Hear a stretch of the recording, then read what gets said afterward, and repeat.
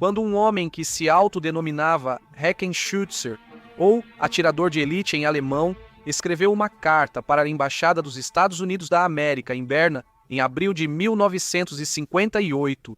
O Ocidente não tinha ideia da escala e magnitude das revelações que logo seguiriam. O escritor misterioso insistiu que só negociaria com o diretor do FBI, J. Edgar Hoover. Desde o início, a relação entre espião e mestre-espião foi construída sobre uma mentira. A CIA assumiu a operação, o tempo todo se disfarçando como o Bureau. A agência logo percebeu que seu informante não era apenas outro espião. Eles deduziram que ele era um membro sênior da inteligência polonesa com acesso a um nível sem precedentes de informações secretas soviéticas. Com o passar do tempo, o agente sniper tornou-se, sem dúvida, o ativo mais valioso que o Ocidente tinha durante a fase inicial à intermediária da Guerra Fria. O agente sniper expôs 1.693 espiões comunistas, agentes e informantes operando secretamente dentro do aparato da inteligência ocidental. Por trás da máscara do agente sniper estava o coronel Mikhail Golianevsky. Ele era uma figura complexa e um especialista em compartimentar suas múltiplas identidades.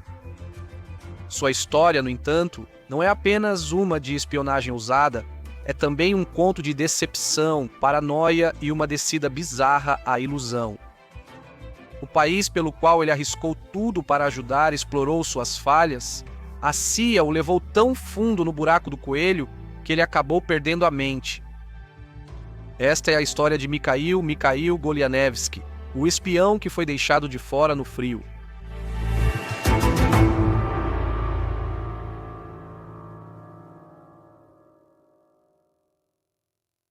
Mikhail Golianevsky nasceu em 16 de agosto de 1922 na Polônia, em uma cidade próxima à fronteira com a União Soviética.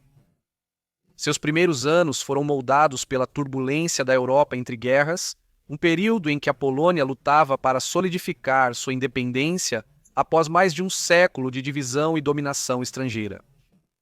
Seu pai, também Mikhail, era contador e funcionário fiscal, e sua mãe Janina era dona de casa. A família de Golianevsky era modesta, mas patriótica, incutindo nele um senso de orgulho nacional e uma fascinação por assuntos militares. Durante os anos entre guerras, a família se mudou para Wolstein. Isso ficava a 800 quilômetros a oeste e perto da fronteira com a Alemanha. Lá, Michał Sênior trabalhava para uma cervejaria enquanto Janina cuidava da casa e do filho deles. Depois de concluir seus estudos, Michał Golianevsky passou 3 anos obtendo um diploma de Direito na Universidade de Poznań. A guerra levaria o jovem Michał para um caminho completamente distinto. A Polônia foi devastada quando a Alemanha nazista e a União Soviética a invadiram em setembro de 1939, a partir do oeste e leste, respectivamente. Como muitos poloneses, Golianevsky testemunhou de perto os horrores da ocupação e da guerra.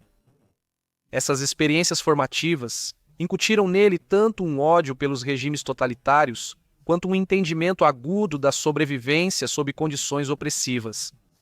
Ele trabalhou como contador sob a administração alemã, assim como seu pai.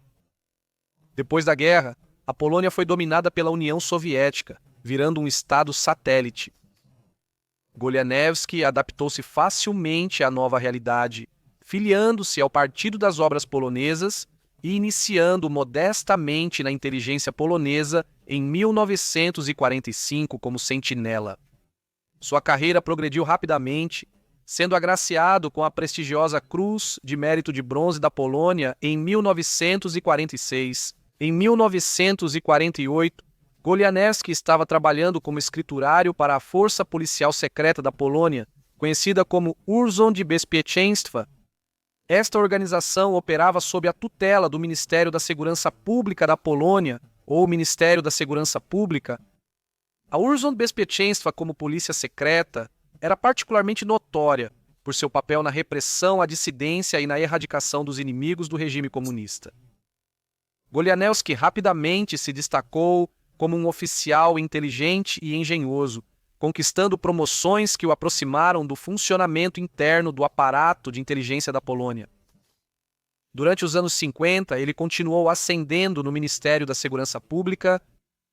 No 1º de junho de 1953, época em que já havia alcançado a patente de major, ele foi nomeado chefe do Departamento 9 do ramo de contra-inteligência, encarregado de supervisionar operações de espionagem no exterior.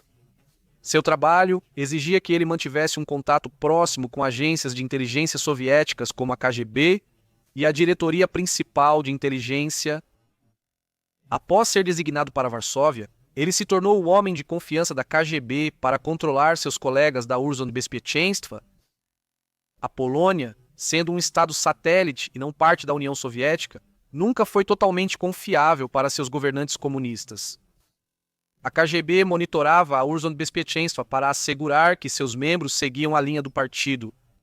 Assim, Mikhail Golianevsky detinha poder e tinha acesso a segredos de alto nível não apenas em seu próprio país, mas também da União Soviética. Embora permanecesse externamente leal à causa comunista, as experiências de Golianevsky ao longo de sua carreira começaram a semear dúvidas sobre o sistema a que servia. Seu trabalho exigia que ele viajasse não apenas pela Polônia, Alemanha Oriental e União Soviética, mas também para o Ocidente. Foi lá que ele presenciou o contraste gritante entre o comunismo do bloco oriental e a democracia ocidental. De volta à Polônia, ele observou em primeira mão como a dominação soviética sufocava a soberania polonesa e como as purgas ideológicas destruíam vidas sem piedade. Apesar das desconfianças, a carreira de Golianevsky seguiu em ascensão. Em 1955, ele havia alcançado a patente de tenente-coronel e se tornou vice-chefe de contra-inteligência militar para a Polônia. Ele então acessou alguns dos segredos mais sensíveis do bloco oriental. A ambição desmedida e a arrogância geral de Golianevsky às vezes o tornavam impopular entre seus colegas, mas ele era considerado por seus chefes na Urzędbezpieczeństwa e na KGB como um agente competente e eficiente. O papel dele exigia lealdade absoluta, mas por baixo de sua fachada externa de conformidade, Golianevsky escondia um segredo perigoso. Ele não acreditava mais no sistema que jurara defender.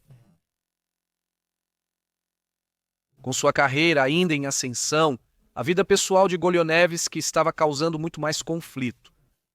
Ele era casado com uma mulher chamada Anna. Ela tinha uma filha de um casamento anterior e ela e Mikhail tiveram 3 filhos juntos. Em 1954, o casamento deles estava se desintegrando, com Anna acusando seu marido de envenená-la e vendo-o como inimigo número 1. Enquanto sua vida doméstica estava em desordem, Mikhail se apaixonou e tomou como amante Irmgard Kampf, uma mulher alemã de 28 anos que vivia na Alemanha Oriental trabalhando como secretária. Ele conheceu Irmgard em 1958 durante uma de suas missões.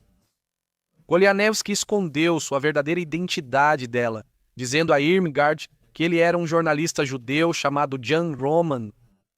Ele contou a ela que lutou na resistência durante a guerra e que os nazistas mataram sua família.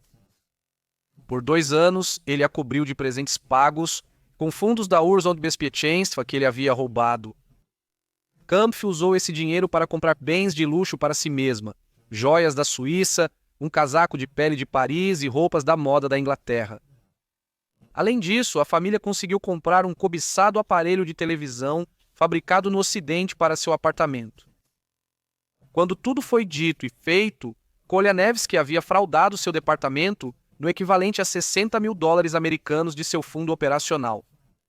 Ele retirou o dinheiro abertamente para as operações em execução e os agentes com quem se encontrava. Na verdade, ele estava usando o dinheiro em sua amante, sem perceber que seus atos de afeto e seu desvio de dinheiro desenfreado logo atrairiam a atenção de seus superiores.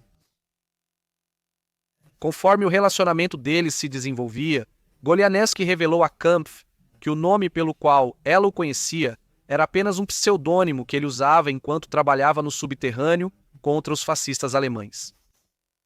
Ele então lhe disse que seu verdadeiro nome era Roman Tarnowski, o que também não era verdade, sendo na realidade seu principal nome de cobertura usado em operações da Urząd Bezpieczeństwa. Golianevski também prometeu se casar com Kampf, sem revelar que já era casado e pai de 3 filhos. Golianevski também tinha uma amante na Polônia, apesar de seu papel secundário no drama vindouro.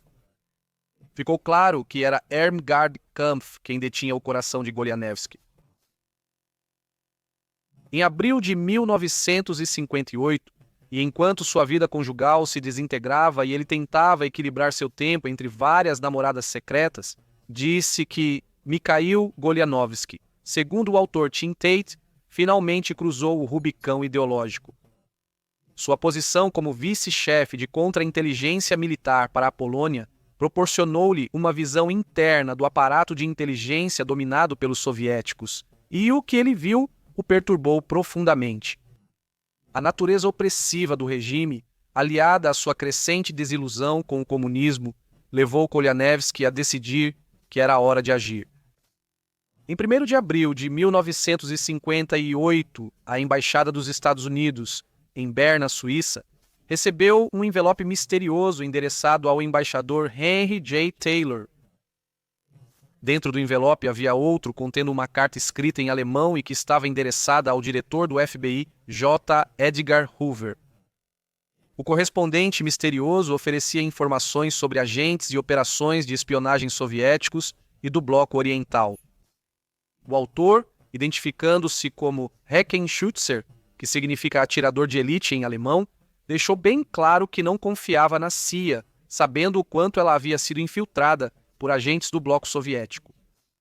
Ele estipulou que a CIA deveria ser totalmente excluída de qualquer relação entre a fonte e o FBI. A escolha de Golianevski por Byrne como ponto inicial de contato foi estratégica. Apesar da inteligência americana ver a capital suíça como um recanto sem promessas na Guerra Fria com Moscou, Golianevski sabia que Moscou havia infiltrado espiões em todos os departamentos do governo dos Estados Unidos da América, exceto o FBI. A carta fora enviada de Praga. Não continha impressões digitais sugerindo que o autor usava luvas, e os papéis não tinham marcas identificadoras que pudessem ajudar os analistas a descobrir quem os preparou. A reação imediata no Ocidente foi cautelosa e cética. O embaixador Taylor, inexperiente em assuntos de inteligência, seguiu o protocolo, mas em violação direta dos termos de engajamento estabelecidos na carta, encaminhou a carta ao chefe da estação da CIA em Berna. O inquilino Pete Bagley inicialmente não se impressionou com a carta. Também seguindo o protocolo, ele enviou a carta para a principal estação operacional da CIA em Berlim. Lá, foi arquivada por Ted Shackley com base no fato de que estava escrita em uma forma impenetrável de duplo sentido. Bagley, porém, também enviou uma cópia da mensagem de volta para a sede da CIA em Washington, Distrito de Colômbia. A carta do atirador caiu na mesa de Howard E. Roman, um talentoso linguista e ex-chefe da unidade polonesa da agência. Contrariamente à avaliação de outros, a visão de Roman era mais positiva. A análise forense do conteúdo e do estilo de escrita da carta indicava uma probabilidade de que o autor fosse polonês. Na opinião dele, o teor da carta merecia uma investigação mais detalhada. A positividade de Roman não era compartilhada por um homem cuja paranoia causaria estragos na vida de Golianevski no futuro. James Jesus Angleton, o chefe do ramo de contra-inteligência da CIA, como sempre, suspeitava de uma provocação soviética. Em suma, uma oferta enganosa criada para ludibriar a inteligência ocidental e fazê-los cair em uma cilada. Ao analisar as estranhas e elípticas cartas do sniper, Angleton inicialmente suspeitou que fosse um engodo soviético. Porém, Angleton optou por deixar a situação se desenrolar a princípio para ver o desfecho. Enquanto isso, o FBI estava alegremente inconsciente do agente sniper e seu desejo de se comunicar apenas com seu diretor. Este ato de engano por parte da CIA, ao garantir um valioso ativo de inteligência, teria mais tarde repercussões significativas para Golianevski e quase lhe custou a vida. Para manter a aparência de que o FBI estava no comando e que a CIA não estava envolvida, Conforme as instruções dadas pelo informante misterioso, a agência colocou um anúncio codificado na seção de classificados de um jornal alemão. Sniper recebeu detalhes de uma caixa postal da CIA em Berlim Ocidental para enviar relatórios e receber pedidos de informações adicionais. No começo de maio de 1958, um mês depois, Sniper mandou seu primeiro relatório digitado para quem ele acreditava ser J. Edgar Hoover. A partir daquela primavera e pelos 2 anos seguintes, o agente Sniper enviaria à agência uma sucessão de cartas de várias páginas, em espaços simples, quase mensalmente. Cada carta trazia detalhes sobre espiões soviéticos no Ocidente e operações de inteligência da União das Repúblicas Socialistas Soviéticas.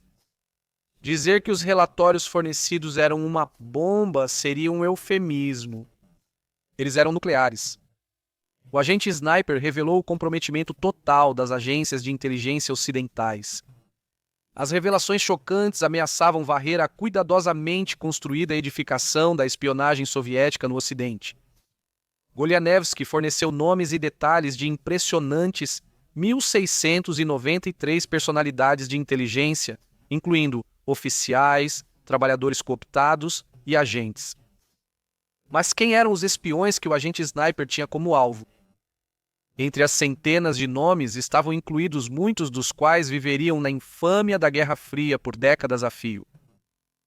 Um dos golpes mais significativos que Golianevsky deu no início foi uma dica sobre espiões na folha de pagamento da KGB operando no Reino Unido.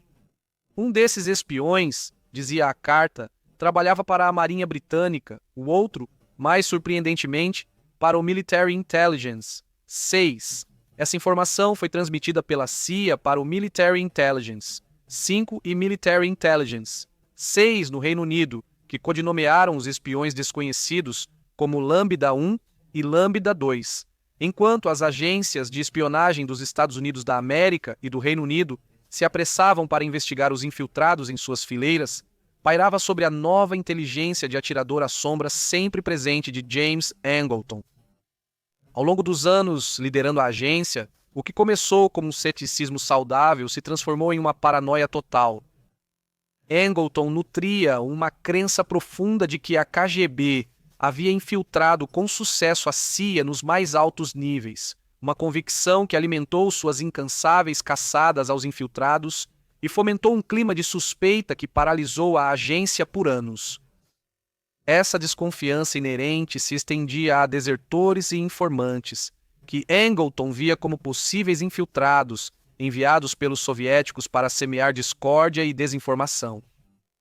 Quanto mais valiosa a informação, raciocinava Angleton, mais provável era ser uma decepção. Mesmo assim, os avisos do Sniper não podiam ser ignorados. Suas revelações provocaram investigações e mudanças nas agências de inteligência ocidentais. Isso incluiu a Operação B-Vision, iniciada pela CIA para investigar a infiltração de Moscou na inteligência da Alemanha Ocidental. Não foram apenas espiões individuais que Golianevsky comprometeu. Ele também forneceu insights valiosos sobre as operações de inteligência do bloco soviético, incluindo seus métodos de recrutamento, comunicação e espionagem. Essas informações permitiram que as agências de inteligência ocidentais refinem suas estratégias de contra-inteligência e defendam melhor contra os esforços de espionagem soviéticos. Golianevsky também foi a primeira fonte a relatar em detalhes sobre o conceito de desinformação, na linguagem de hoje, notícias falsas.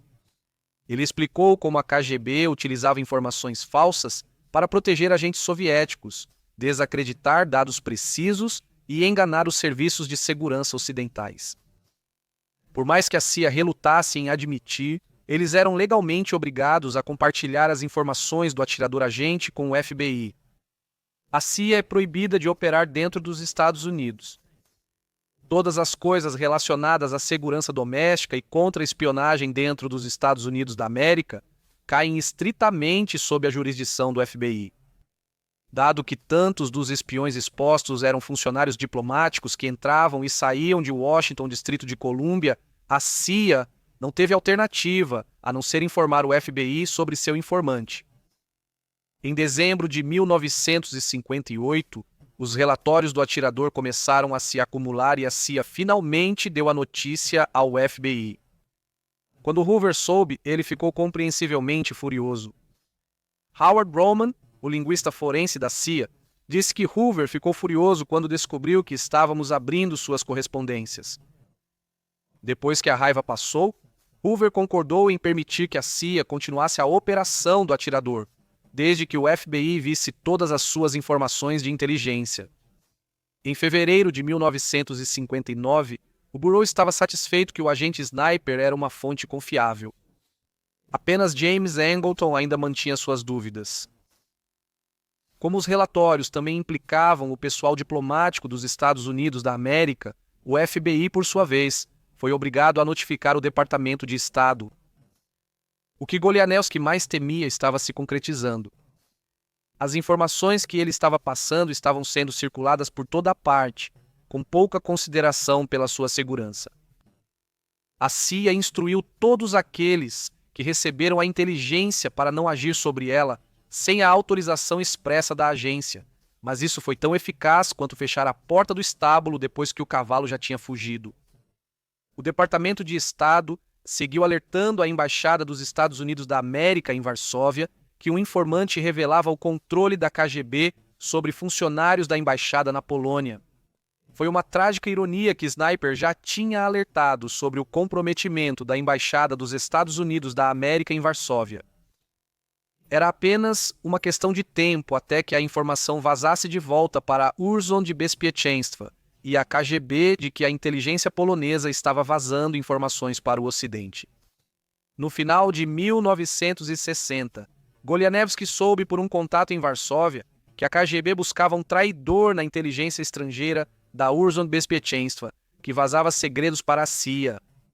Seu coração afundou. Ele não podia afirmar com certeza, mas as chances eram grandes de que o suposto traidor fosse ele mesmo. E foi aqui que as coisas se fecharam em um círculo completo.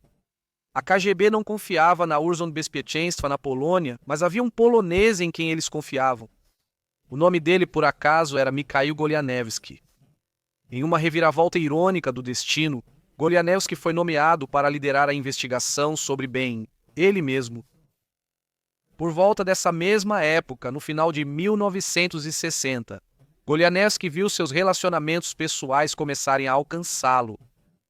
A quantidade de dinheiro que ele havia retirado dos fundos operacionais não passou despercebida.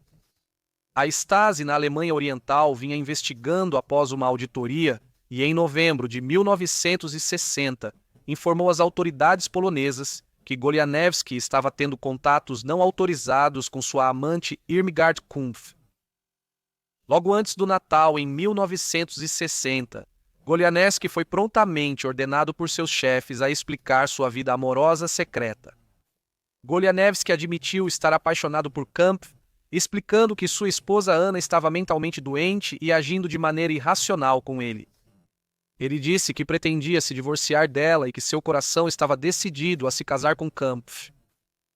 Dada sua posição sênior na inteligência polonesa, obter um divórcio não era tão simples quanto contratar um advogado e entregar os papéis de divórcio. Ele precisava de aprovação burocrática dos superiores. Eles não estavam preparados para dar isso, e Golianevski foi ordenado a terminar seu relacionamento com Kumpf. Não apenas o coração de Golianevski estava partido, mas sua carreira antes promissora estava em pedaços. Ele foi rebaixado e removido de seu cargo sênior.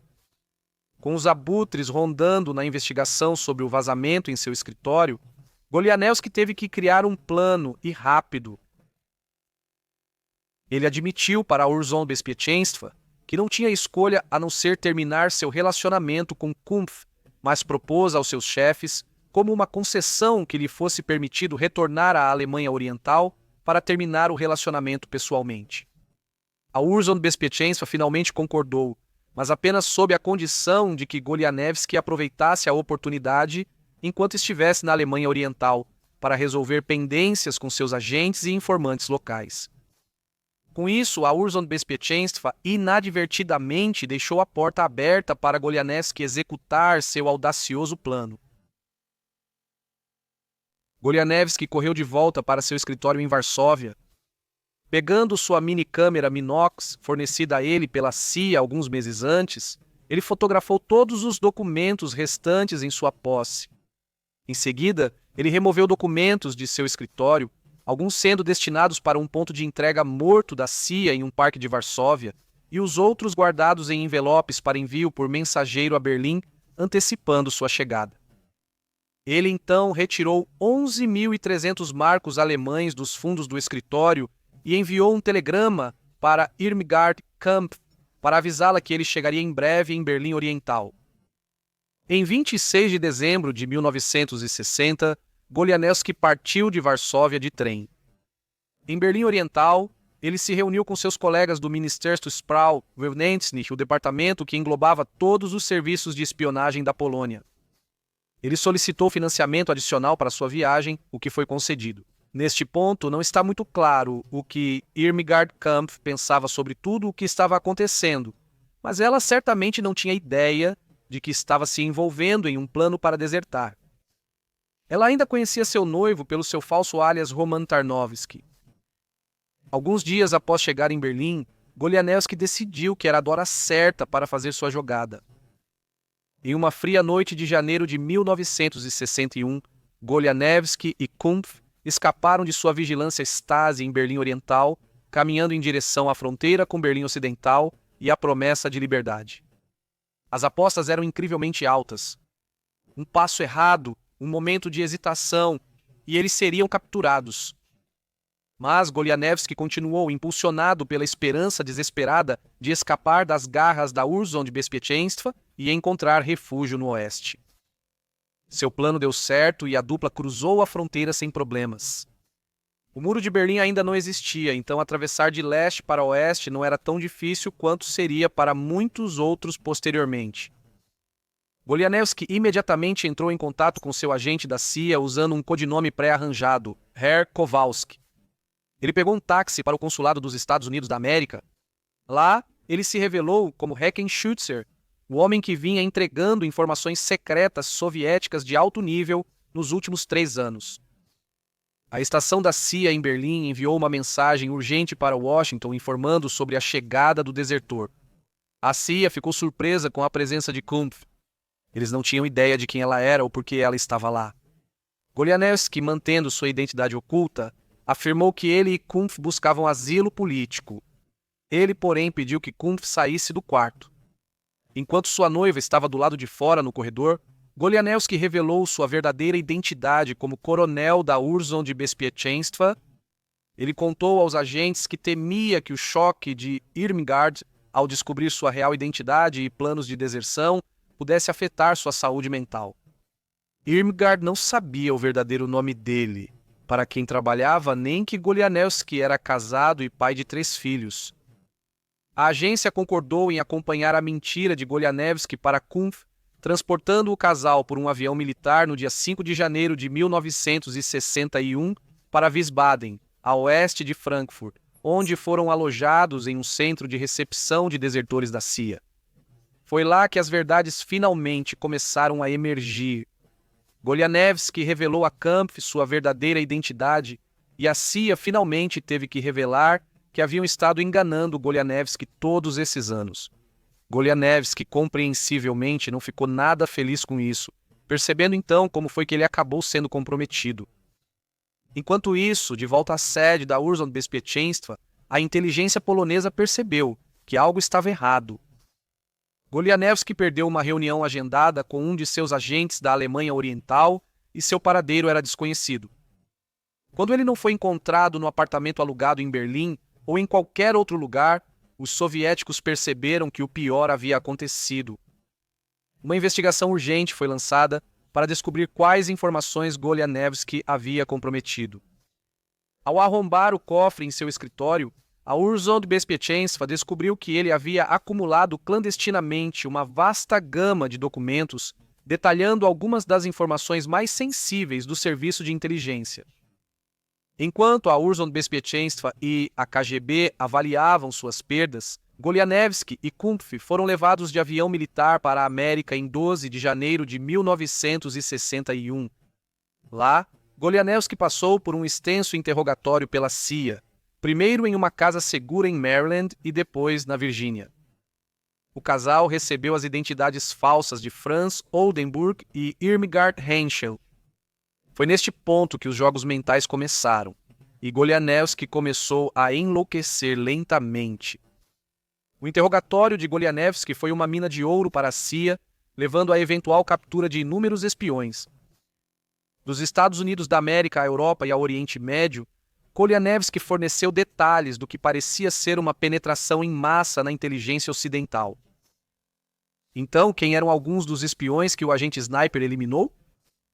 Por trás da máscara de Lambda, estava George Blake, um alto oficial do Military Intelligence, 6. Blake se tornou comunista depois de ser libertado como prisioneiro na Guerra da Coreia. Logo depois, ele se tornou um agente duplo para a União Soviética. Ele traiu as operações ocidentais para a KGB, mais notoriamente o secreto túnel de Berlim e a Operação Gold, uma operação conjunta da Military Intelligence, 6 e da CIA, para espionar a embaixada soviética em Berlim Oriental. Sua traição resultou na morte de inúmeros agentes ocidentais. As informações de Golianevski foram cruciais para revelar a duplicidade de Blake, resultando em sua prisão. Porém, o período de Blake na prisão foi breve. Ele fugiu de Wormwood Scrubs e desertou para a União Soviética, vivendo lá até o fim da vida. Lambda Segei provou ser Harry Houghton do infame anel de espiões de Portland. Esta rede, na Grã-Bretanha, vinha sistematicamente repassando segredos militares sensíveis para Moscou. Houghton era um ex-funcionário da Marinha Real que tinha acesso a documentos classificados no estabelecimento de detecção submarina em Portland através de sua namorada Ethel G. Juntos, eles passaram segredos da Marinha para Gordon Lonsdale, que na verdade era Conan Melody, um habilidoso oficial de inteligência soviético. O anel também incluía Peter e Helen Kroger, cujos nomes verdadeiros eram Morris e Lona Cohen, que eram espiões nascidos na América que forneceram canais de comunicação cruciais para Moscou. As informações de Golianevski permitiram que a inteligência britânica desmantelasse toda a rede. As revelações de Golianevski se estenderam a outras áreas críticas da Guerra Fria. Na Suécia, ele expôs Stig Wenström, um oficial sênior da Força Aérea e oficial da OTAN, como um ativo soviético de longo prazo. Wenström fornecia a Moscou informações confidenciais sobre estratégias de defesa suecas e da OTAN, prejudicando a segurança ocidental na região nórdica estratégica. O impacto da deserção de Golianevski chegou até o Oriente Médio, onde ele identificou Israel Beer, um proeminente especialista em segurança israelense e confidente do primeiro-ministro David Ben-Gurion, como um agente soviético. Beer vinha fornecendo a Moscou valiosos insights sobre as políticas de defesa israelenses e capacidades militares.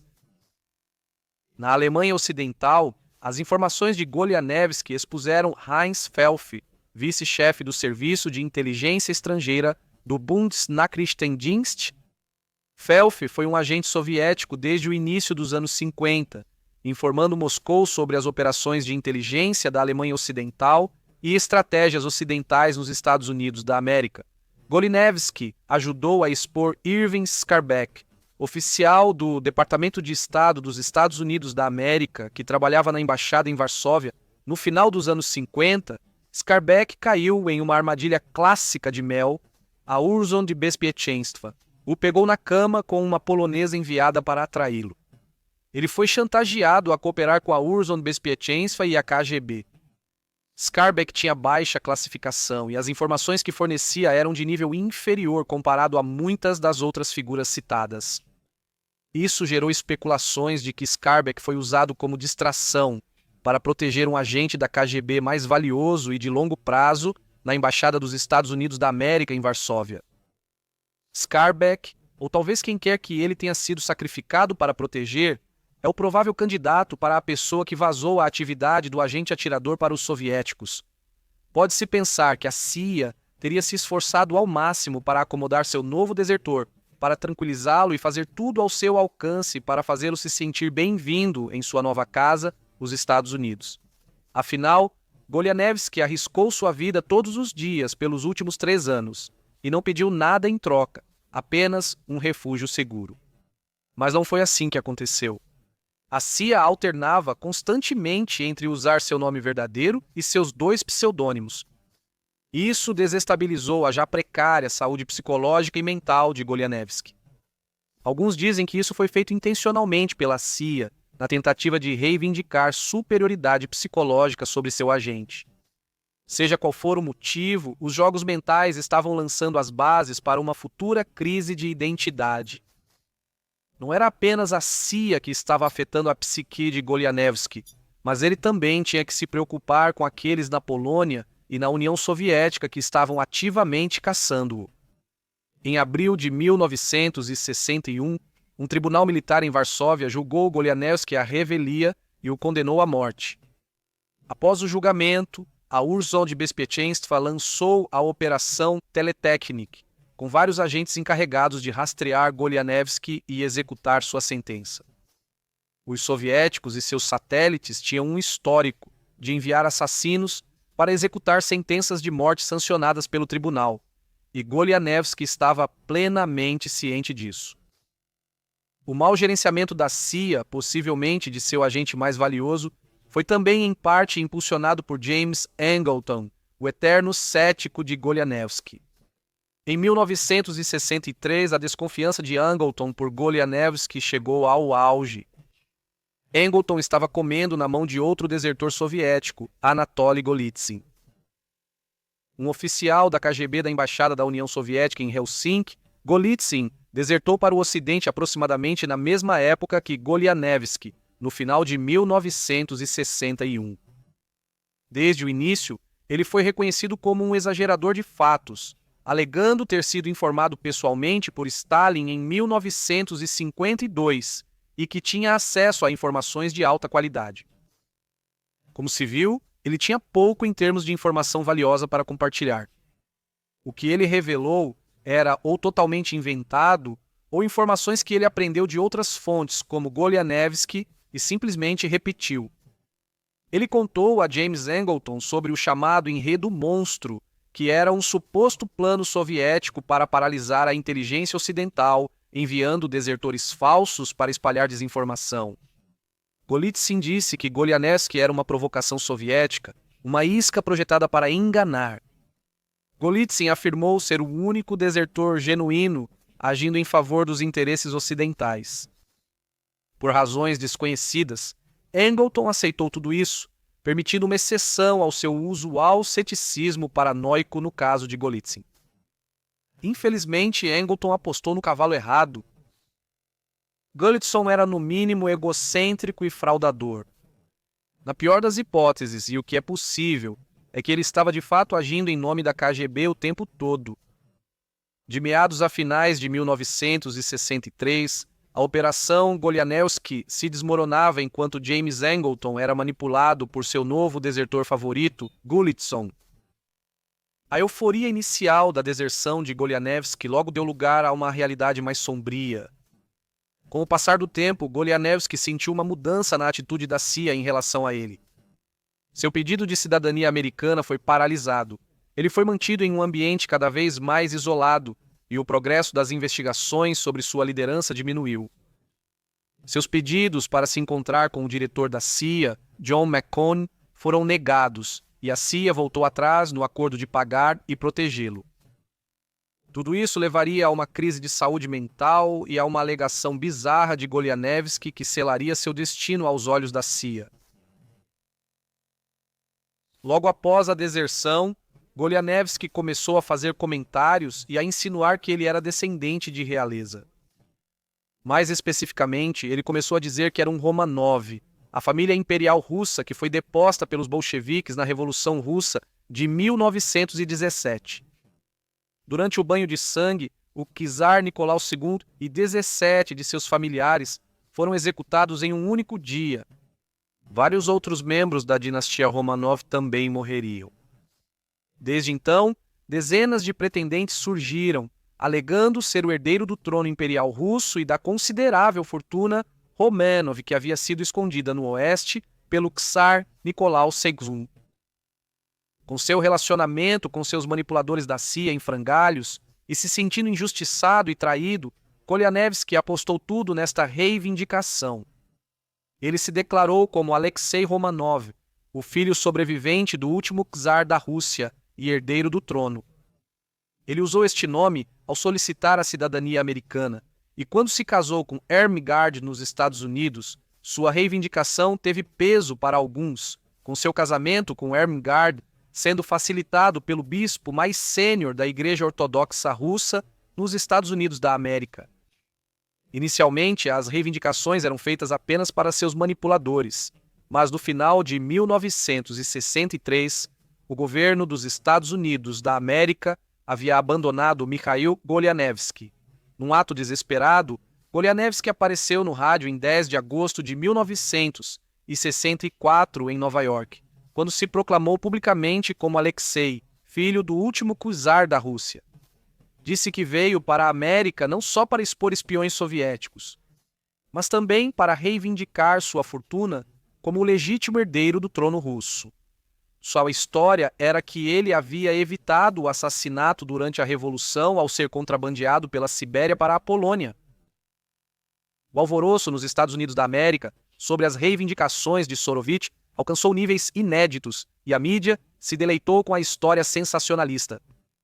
Em 12 de setembro de 1964, Guy Richards anunciou a reivindicação de Golianevski no New York Journal American.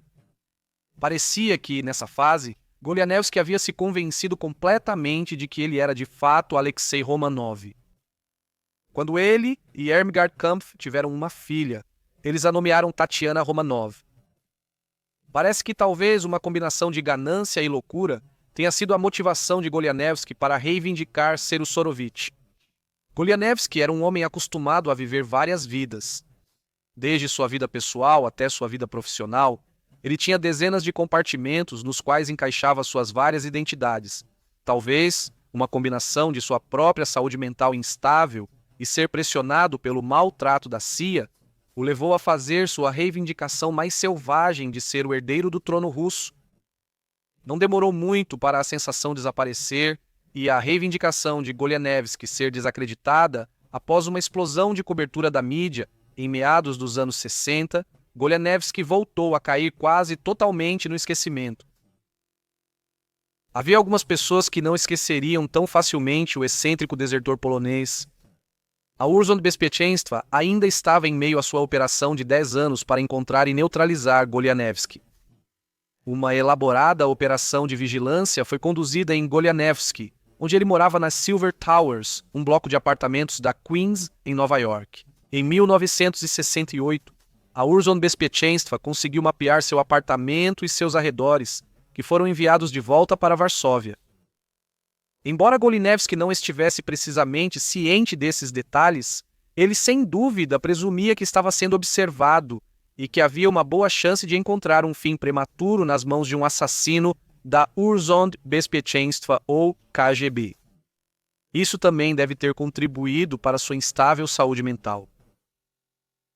A partir desse ponto, sua vida se transformou em uma complexa teia de batalhas jurídicas, teorias da conspiração e marginalização.